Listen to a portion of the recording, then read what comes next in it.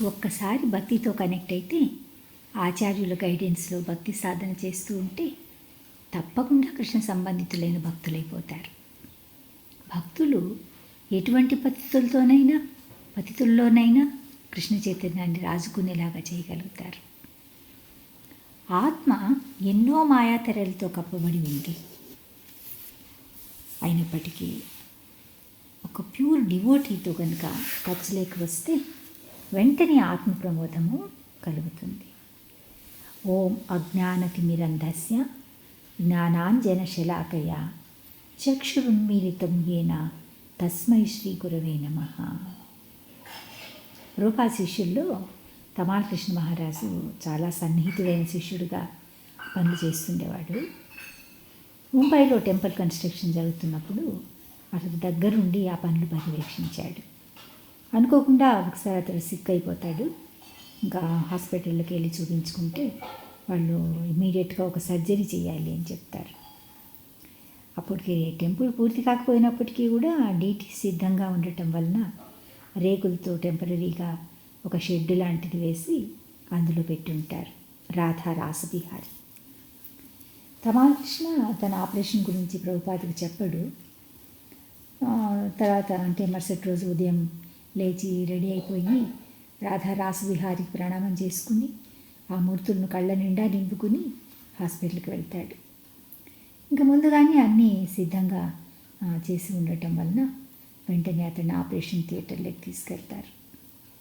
Anaesthesia injection ఇస్తుంటే అతడు రాధా రాసబిహారి మూర్తులను కళ్ళ ముందు నిలుపుకుంటాడు.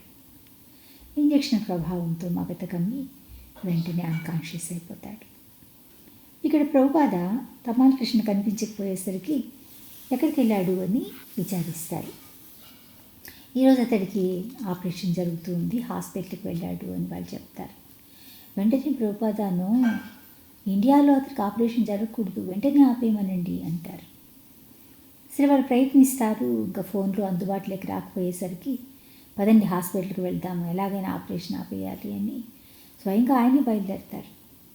కారు కూడా రెడీగా ఉండదు, ఏదో ఒక జీప్ ఉంటే అందులో వెళ్తారు. అయితే వాళ్ళు హాస్పిటల్ చేరుకునేసరికి ఆపరేషన్ ఇప్పుడే పూర్తయింది, ఇంకో గంటలో వార్డుకి షిఫ్ట్ చేస్తారు, మీరు వెయిట్ చేయండి అని చెప్తారు. సరే అని ప్రభుపాద వార్డులో వెయిట్ చేస్తూ ఉంటారు. తమాల్ కృష్ణన్ వార్డుకు మార్చాక కాసేపటికి అతనికి మెలకు వస్తుంది. కళ్ళు తెరిచి చూసేసరికి ఎదురుగా ప్రభుపాద. అతడు షాక్ అయిపోయి స్వామీజీ మీరు అంటాడు. ఆయన ఎంతో దయగా వాత్సల్యంగా ఎలా ఉంది అని అడుగుతారు. తమాల్ కృష్ణ ఒక అద్భుతాన్ని చూస్తున్నట్లుగా ఆయన వైపు చూసి, ప్రభుపాద్ నాకు కళ వచ్చింది. మీ పూర్వ ఆచార్యులందరూ కృష్ణ చైతన్య ఉద్యమాన్ని ప్రచారం చేసే కార్యక్రమం ఎంతవరకు వచ్చింది అని మిమ్మల్ని అడుగుతున్నారు. మీరు వాళ్లతో నా శిష్యులందరిలోనూ ఎన్నో విధాలైన అవలక్షణాలు ఉన్నాయి, అయినప్పటికీ నేను ఏది చెప్తే దాన్ని చేయడానికి, నా ఇన్స్ట్రక్షన్స్ని ఫాలో చేయడానికి వాళ్ళు సిద్ధంగా ఉన్నారు అని మీరు సమాధానం చెప్పారు అంటాడు. వెంటనే ప్రభుపాద అవును అది నిజమేగా అంటారు. నిజానికి మొదట్లో ఈ మోస్ట్ ఫాలన్గా అని చెప్పాలి, అలా ఉన్న అబ్బాయిలు అమ్మాయిలు అందరూ కూడా ఆయన చేసే హరే కృష్ణ కీర్తనకు ఆకర్షించబడి ఆయన చుట్టూ చేరుతారు. క్రమంగా వాళ్ళకి ఆయన పట్ల, ఆయన ప్రసంగాల పట్ల, ముఖ్యంగా ఆయన స్వయంగా తయారు చేసి పెట్టేటటువంటి ప్రసాదం పట్ల మక్కువ కలుగుతుంది. మంచి ధనవంతుల కుటుంబాల్లో పుట్టినప్పటికీ కూడా అనాగరికంగా అడవి జంతువులా ఉన్న వాళ్ళని ప్రభుపాద సంస్కరించి వైష్ణవులుగా మార్చారు. అందరూ వాళ్ళని హరే కృష్ణ పీపుల్ అనేవాళ్ళు. ప్రారంభంలో వాళ్ళు షేవెన్ హెడ్తో ధోతీలు కట్టుకోవడం ప్రారంభించినప్పుడు కూడా జనము బ్రైట్ ఫేస్డ్ పీపుల్ అనేవాళ్ళు. అంటే వాళ్ళ ముఖాలు అటువంటి కాంతివంతంగా ఉండేవన్నమాట, ప్రకాశిస్తున్నట్లుగా ఉండేవి. ఆ విధంగా ప్రభుపాద ఉద్యమాన్ని ప్రచారం చేయటానికి యోగ్యత కలిగిన వాళ్ళ కోసం వెతకలేదు. ప్రభుపాద గైడెన్స్లో వాళ్ళ జీవితం ఊహించలేనంతగా 180 డిగ్రీస్లో తిరిగిపోయిందనమాట. ఎటువంటి వ్యక్తులైనా ప్రభుపాద ఆదేశాలను పాటిస్తూ భక్తి సేవను ఆచరించవచ్చు. మన వైపు నుంచి ఉండాల్సింది ఒకే ఒక్క యోగ్యత, అది సిన్సియర్ ఈగర్నెస్. ఆ సీరియస్నెస్ రావడం అంటే అంత సులభమేం కాదు. మన మనసు ఎప్పుడూ మోసం చేస్తూనే ఉంటుంది. మనసును నియంత్రించే ప్రయత్నం చేయకుండా దాన్ని కృష్ణ సేవలో వినియోగించేలా చేయడానికి చాలా శిక్షణ కావాలి. తమ ఇంద్రియాలను సంతృప్తిపరచుకోవటం కోసం కాకుండా భగవంతుడి పరంగా కర్మలు చేయటం. దాన్ని ఎలా చేయాలో కృష్ణుడు చెప్పాడు. యత్ కరోషి యదశ్నాసి యజ్జుహోషి దదాసి యత్ తపస్యసి కౌంతేయ తత్ కురుష్వ మదర్పణం.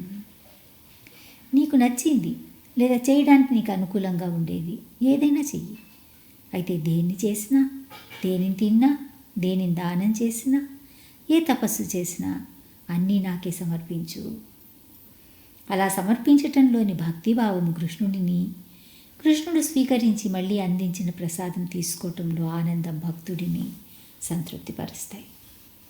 పరస్పరం ఇలా ఇచ్చిపుచ్చుకోవటంలో ప్రధానమైంది ప్రేమ ఒక్కటే. స్కంద పురాణంలో కూడా ఇలా చెప్పబడిందన్నమాట. నేను అచ్యుతుడికి వందనములు అర్పిస్తున్నాను. అతడి స్మరణ మాత్రం చేత మనుషులు సమస్త తపస్సు యజ్ఞాల పూర్ణత్వాన్ని పొందగలుగుతారు. అన్ని చోట్ల కూడా ఈ విధానాన్ని అనుసరించాలి. అంటే కోరికలతో నిండి ఉన్నా, కోరికలే లేకపోయినా, మోక్షాన్ని వాంఛించినా, పరిపూర్ణత్వం కోసం అమోఘమైన భక్తియోగ మార్గాన్ని అనుసరించాలి. శ్రీకృష్ణ భగవానుడే సమస్త దేవతలకు మూలం గనుక కామ్య ఫలాల కోసం ఒక్కో దేవతను ఆశ్రయించడం కాకుండా కృష్ణుని సేవించడం ద్వారా అప్రయత్నంగానే అందరినీ సేవించినట్లు అవుతుంది. అర్చితే దేవదేవేశే శంఖచక్ర గదాధరే అర్చితా సర్వదేవా సూర్యత సర్వగతో హరి. స్కంద పురాణంలో భగవంతుడు సర్వవ్యాపకుడు కావటం వలన ఆయన సేవ కూడా సర్వవ్యాపకంగా ఉంటుంది అనే సత్యాన్ని సమర్థించడం జరిగింది. శంఖచక్ర గదా పద్మధరుడైన దేవదేవుడిని అర్చించినప్పుడు ఇతర దేవతలు అందరూ అప్రయత్నంగానే అర్చించబడతారు. భగవంతుడు ప్రతి యుగంలోనూ అర్చించబడతాడు. కృతే యత్ ధ్యాయతో విష్ణు త్రేతాయాం యజతో మఖై ద్వాపరే పరిచర్యాయ కలౌ తద్ధరి కీర్తనాత్. ఇలా ఒక్కో యుగంలో ఏ విధంగా భగవంతుడిని సేవించడం జరిగింది అనే దాన్ని చెప్తున్నారు. విష్ణువును ధ్యానించడం ద్వారా సత్యయుగంలోనూ, యజ్ఞాచరణ ద్వారా త్రేతాయుగంలోనూ, భగవంతుని సేవించటం ద్వారా ద్వాపర యుగంలోనూ పొందిన ఫలితాన్ని కేవలం భగవంతుడి దివ్యమైన నామాన్ని జపించడం ద్వారా కలియుగంలో కూడా పొందొచ్చు. పరమపురుషుడైన భగవంతుడి నిత్యనామస్మరణము అత్యంత ఆవశ్యకంగా ఉంది. విష్ణు పురాణంలో సహానిస్తన్ మహచ్చిద్రం సమ్మోహ సచ విభ్రమ యన్ముహూర్తం క్షణం వాపి వాసుదేవం న చింతయేత్. పూర్ణపురుషోత్తముడైన వాసుదేవుడి స్మరణము క్షణమాత్రం విడిచిపెట్టినా అది గొప్ప నష్టాన్ని, గొప్ప భ్రాంతిని, గొప్ప విపరీతాన్ని కలిగిస్తుంది. జీవితంలో ఎటువంటి స్థితిలో అయినా భగవంతుని వర్షిప్ చేయొచ్చు. బాల్యము, యవ్వనము, వార్ధక్యము, చివరికి మృత్యుముఖంలో ఉన్నప్పుడు కూడా, అంటే ఎటువంటి స్థితిలో అయినా కూడా భగవంతుని అర్చించవచ్చు. ఇక్కడ ప్రభుపాద కొందరి గురించి ఉదాహరణగా చెప్తున్నారు. ప్రహ్లాదుడు, పరీక్షిత్ మహారాజు తల్లి గర్భంలో ఉండగానే కృష్ణుని అర్చించారు. 5 ఏళ్ల పసిప్రాయంలో ధ్రువుడు నారాయణుని సేవించాడు.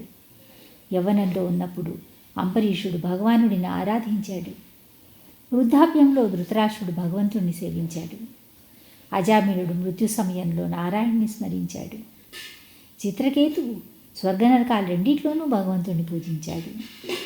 నరకలోకవాసులు పవిత్రమైన హరినామాన్ని ఉచ్చరించడం ప్రారంభించగానే స్వర్గలోకానికి వెళ్ళిపోతున్నారట. నరసింహ పురాణంలో ఈ విషయం చెప్పబడింది. కృష్ణుడితో మన సంబంధం ఎప్పుడూ ఉండనే ఉంటుంది. ఆ బాంధవ్యాన్ని గుర్తించడమే స్వరూప సిద్ధి. కృష్ణుడితో నిరంతరం సంబంధాన్ని కలిగి ఉంటే కష్టాలకు, దుఃఖానికి తావే ఉండదు. అలా సంబంధం కలిగి ఉండాలి అంటే ఆయన పట్ల అచంచలమైన ప్రేమభావం కలగాలి. సన్నిహితమైన ప్రేమ, ప్రగాఢమైన ప్రేమ. బిడ్డ కావచ్చు, భర్త కావచ్చు, మిత్రుడు కావచ్చు. ఎవరి జ్ఞాపకంతో హృదయం శుతిమెత్తగా స్పందిస్తుందో, ఎవరిని తలుచుకుంటే గుండె భావోద్వేగంతో వణుకుతుందో, ఎవరి సాన్నిధ్యం కానీ, వియోగం కానీ కళ్ళను వెచ్చని అశ్రువులతో నింపుతుందో అది ప్రేమ. అటువంటి బాంధవ్యాన్ని కృష్ణుడితో కలిగి ఉన్నవాళ్ళు విశుద్ధ భక్తులు. అటువంటి భక్తులను సేవించడం ప్రధానమైంది. కృష్ణుడి భావనలో నుండి ఉన్నప్పుడు ఏ విధంగా భక్తుడిలో కూడా భగవంతుడి లక్షణాలు కనిపిస్తాయో అదేవిధంగా శుద్ధ భక్తులను సేవించడం వలన ప్రేమ భక్తి ఉద్దీపితమవుతుంది. నేను నీవాడిని అని కృష్ణుడికి అంకితం కావటము భక్తికి పరాకాష్ట. చైతన్య మహాప్రభు రచించిన శిక్షాష్టకంలో చివరి శ్లోకం ఆశ్లిష్యవాన్ పాదరతాం పినష్టు మాం అదర్శనాం మర్మహతాం తరోరివా యథా తథావా విధతాతు లంపటో మత్ప్రాణనాథస్తు సయేవ నాపరః. పినష్టు అంటే గుండెలు పిండే వేదన. నీ దర్శనం ఇవ్వకుండా నా హృదయాన్ని ముక్కలు చేస్తావో, నీ హృదయానికి నన్ను హత్తుకుంటావో నీ ఇష్టం. నువ్వు సర్వస్వతంత్రుడివి, కానీ ఏం చేసినా నువ్వే నా ప్రాణనాథుడివి. కృష్ణుడితో మన బాంధవ్యము అలౌకికమైందిగాను మధురమైందిగాను మార్చుకోవాలి అంటే మనల్ని సవ్యమైన మార్గంలో నడిపించడానికి వయా మీడియాగా ఆచార్యుడు ఉండాలి. అటువంటి ప్రామాణికుడైన పరంపరాచార్యులు శ్రీల ప్రభుపాదుల వారు. దీన్ని ఎప్పటికి గ్రహిస్తారు? జీవులకు భగవంతుడిపైన ఆసక్తి లేదు. సుఖదేవ్ గోస్వామి పరిషిణ్ మహారాజుకు తెలియజేసిన శ్రీమద్ భాగవత సారాంశం ఏమిటి అంటే, సన్యాసాశ్రమంలో ఉండేవాళ్ళు, యోగులు, కామ్యకర్మ భోగాలను ఆశించేవాళ్ళు ఎవరైనా సరే తమ ప్రయత్నంలో విజయాన్ని సాధించాలి అంటే పవిత్రమైన హరినామాన్ని నిర్భీతిగా కీర్తించాలి. శాస్త్రాలు ఎన్నో చోట్ల దీని గురించి పరోక్షంగాను ప్రత్యక్షాన్ని కూడా ఉపదేశించాయి.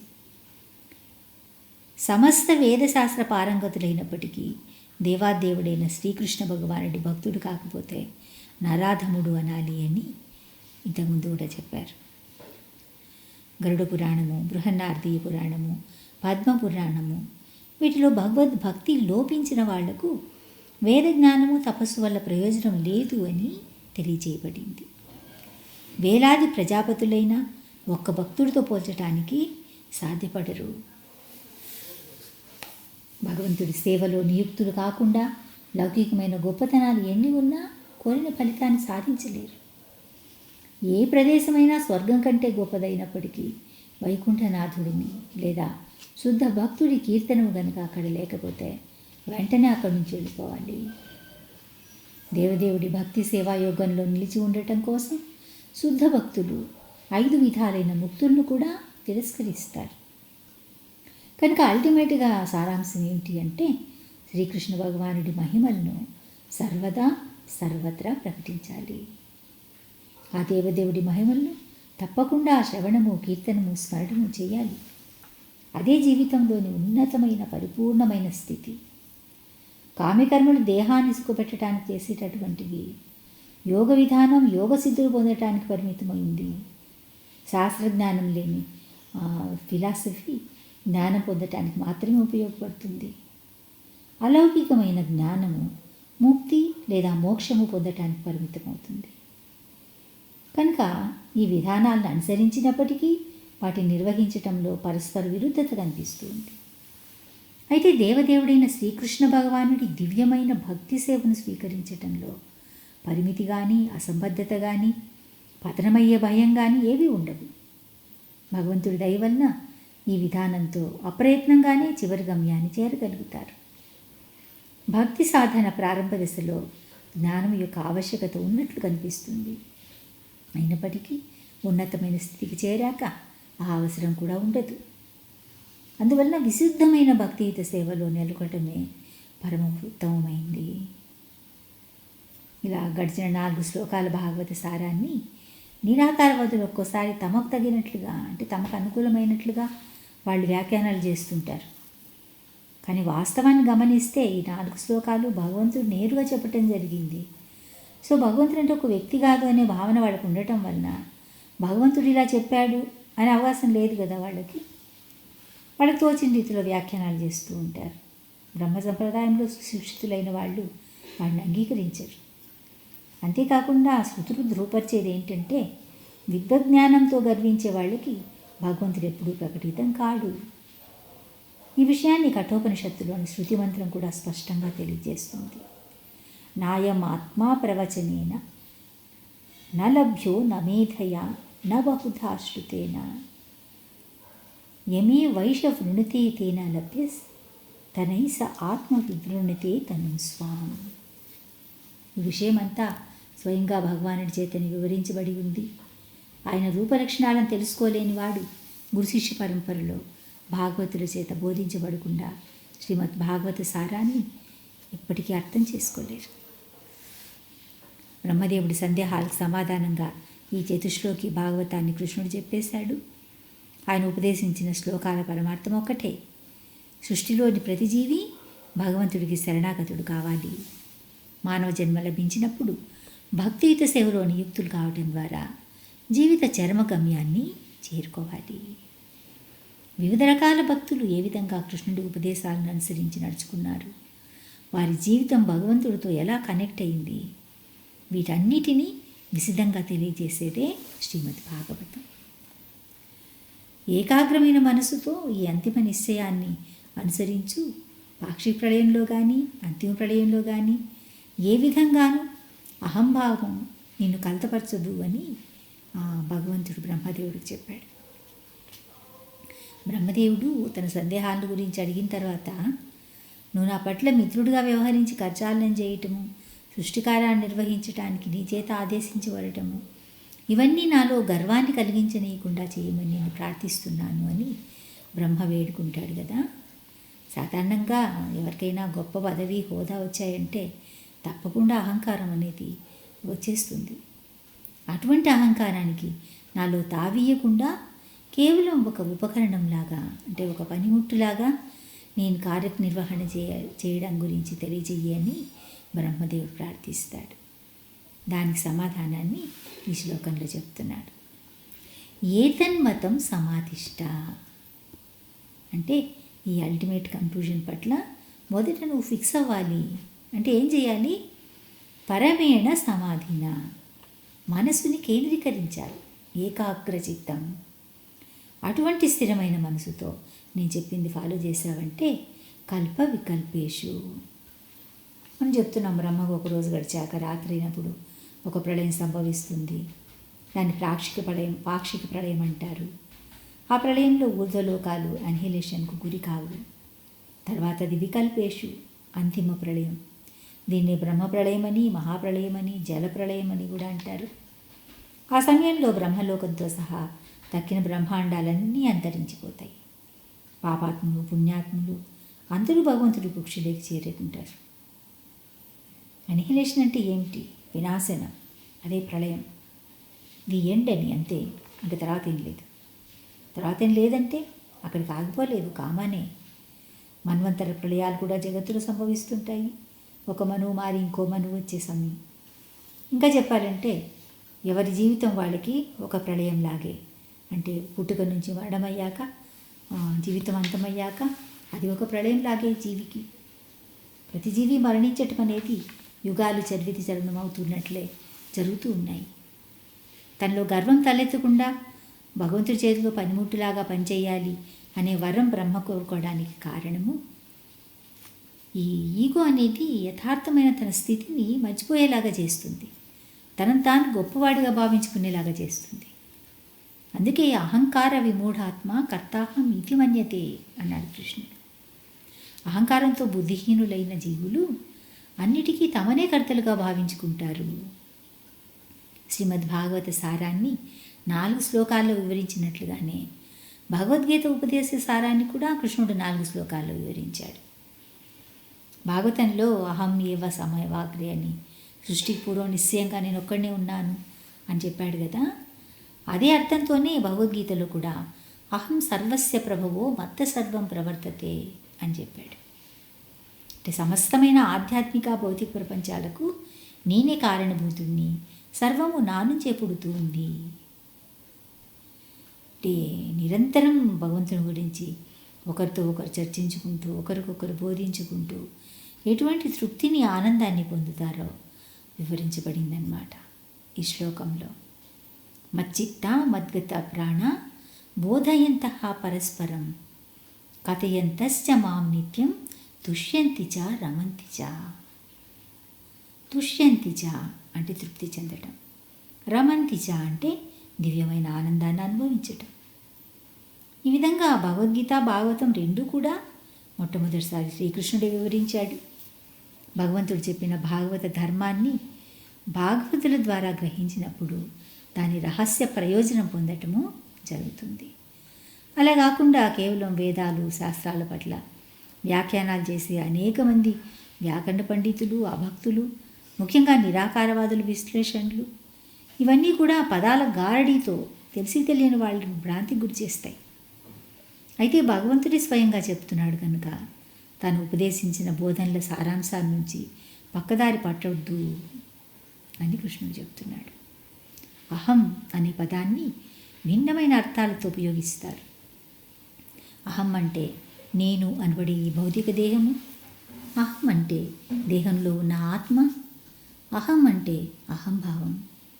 అహం అనే ఈ పదాన్ని నిరాకారవాదులు వ్యాఖ్యానించినప్పుడు ఊహాకల్పనతో చేసిన అటువంటి వ్యాఖ్యానాలను భక్తులు డిస్టర్బ్ కాకూడదన్నమాట.